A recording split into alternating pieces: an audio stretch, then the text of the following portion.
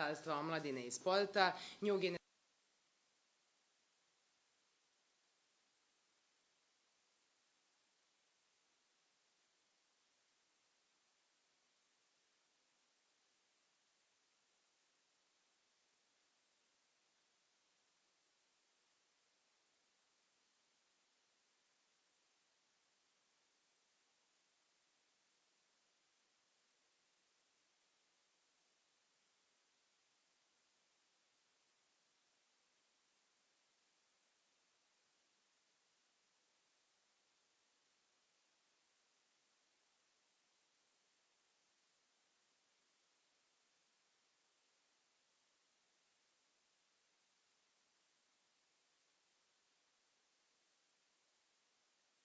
drugi da bi u stvari napredovali brže. Tako da sam ja ovde sa implementacijom IT akcionog plana da znamo